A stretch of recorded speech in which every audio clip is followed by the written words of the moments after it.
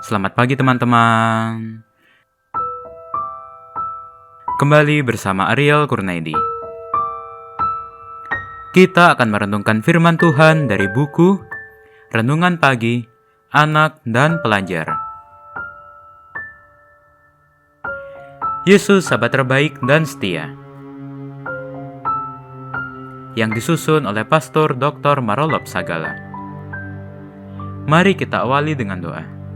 Bapa di sorga, kami akan belajar firman-Mu.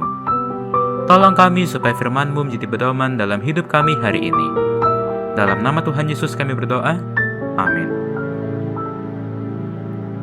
Hari ini, tanggal 8 September, judul renungan kita,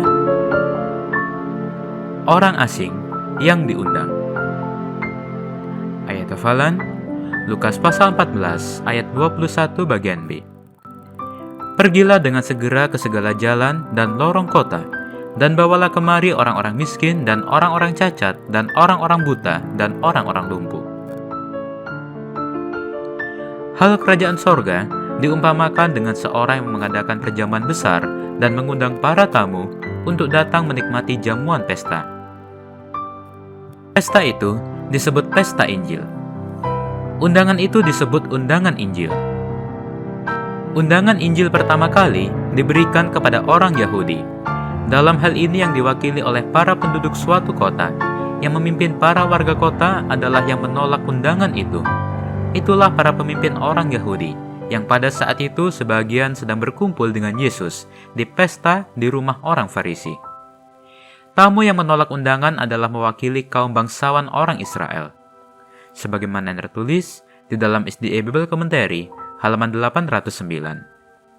Semua kelompok yang diundang memberikan alasan dan menolak undangan itu.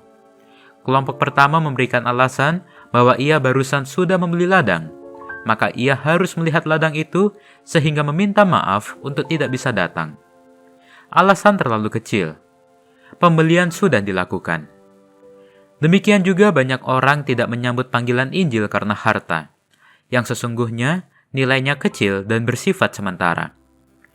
Kelompok kedua berkata, "Aku telah membeli 5 pasang lembu kebiri, dan aku harus pergi mencobanya.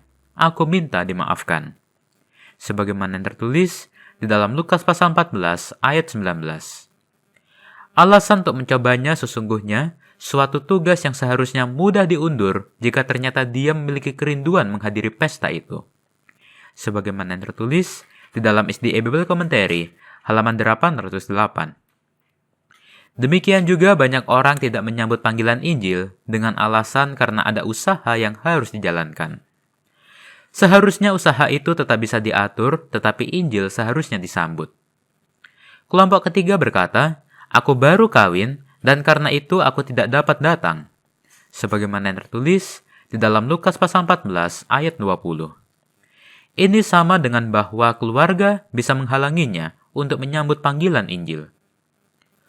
Karena semua yang sudah diberikan undangan pertama itu menolak untuk datang, maka kembalilah hamba itu dan menyampaikan semuanya itu kepada tuannya.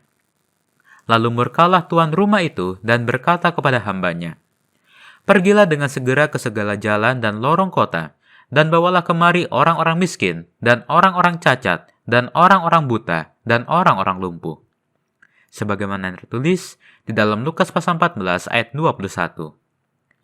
Sekarang, undangan untuk perjamuan besar diberikan kepada orang-orang yang terpinggirkan. Orang-orang yang tidak berdaya.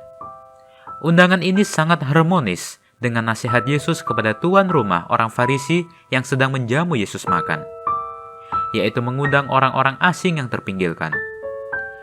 Itulah berkat kesempatan bagi semua Israel rohani seperti kita sekarang ini. Kita yang bukan keturunan Israel jasmani mendapat kesempatan mendapat undangan panggilan Injil. Pastikan bahwa engkau menyambut panggilan Injil itu. Mari kita akhiri dengan doa.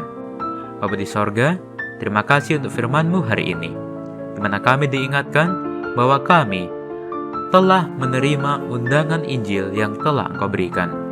Dan tolonglah kami supaya kami boleh menerima panggilan Injil itu.